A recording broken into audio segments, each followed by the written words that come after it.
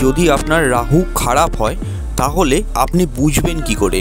রাহুর থেকে নেগেটিভিটি থাকলে আপনার জীবনে কিন্তু স্যাটিসফ্যাকশান থাকবে না, আপনি কোনো কিছুতে খুশি হতে পারবেন না, আপনার চাহিদা শেষ থাকবে না, এমনকি আপনি ডিপ্রেশনেরও শিকার হতে পারেন। বা যদি রাহু কখনো চন্দ্র বা রবির সঙ্গে কানেকশান করে তাহলে আপনি এইটুকু জেনে রাখবেন যে আপনার মান সম্মান হানি হতে পারে, মানসিক স্থিরতার অভাব হতে পারে এবং আপনার অর্থ নষ্ট হতে পারে, আপনি কোনো কিছুতেই শান্তি পাবেন না, স্যাটিসফ্যাকশান পাবেন না।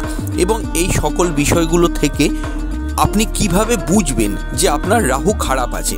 প্রথম আমি একটা কথা বলবো, প্ল্যানেটারি অ্যাসপেক্টে জানবেন আপনার গৃহের মধ্যে কিন্তু কিছু সিম্বল থাকবেই বা আপনার জীবনে কিছু সিম্বল থাকবেই।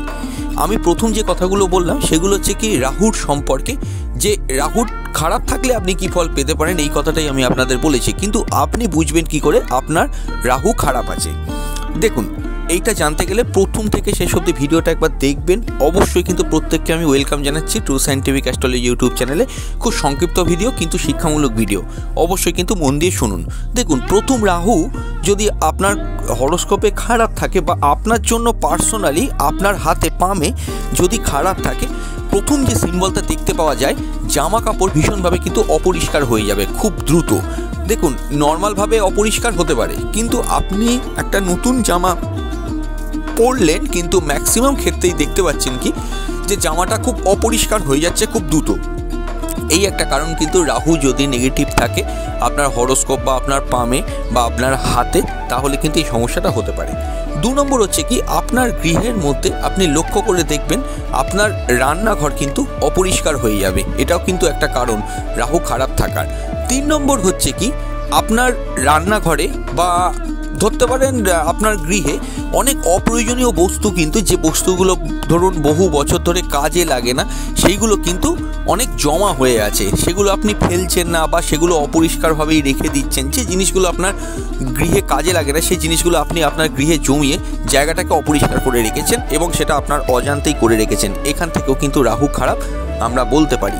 4 নম্বর হচ্ছে কি আপনি যে খাটের ওপর ঘুমোচ্ছেন বা বসছেন বা শুচ্ছেন, রাত্রিবেলা ঘুমিয়ে পড়েন, সেই যে খাটটা আছে সেই খাটের তলায় অনেক অপ্রয়োজনীয় বস্তু কিন্তু থাকবে যদি রাহু আপনার খারাপ থাকে। সাধারণত যারা ট্রু অ্যাস্ট্রোলজার এগুলো কিন্তু রিসার্চ করে পেয়েছে, এগুলো কোনো বানানো কথা নয়।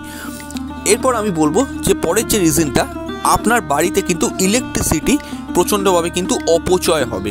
যেমন ধরুন আপনি দেখতেই পাচ্ছেন যে আপনার ঘরে কেউ নেই, লাইট কিন্তু জ্বলে যাচ্ছে, নিয়ে আপনি দরজা বন্ধ করে বেরিয়ে এসেছেন, বা ফ্যান চলছে, ফ্যান অন আছে, আপনি ঘর থেকে বেরিয়ে এসেছেন।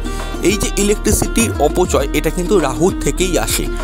আরও একটা জিনিস আমি বলবো, আকস্মিকভাবে ইলেকট্রনিক্স গুডস কিন্তু খারাপ হয়ে যায়, বিশেষ করে কিন্তু ইলেকট্রিক্যাল যে গেজেটসগুলো থাকে, হঠাৎ করেই দেখছেন কি প্রায়শই লক্ষ্য করে যে কোনো কারণ নেই সেটা খারাপ হয়ে যাচ্ছে।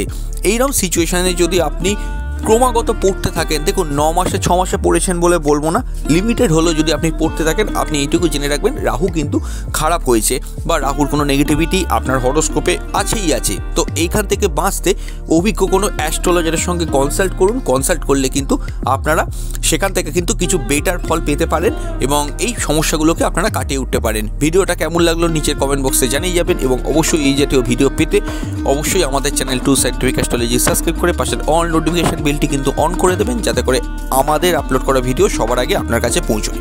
নমস্কার।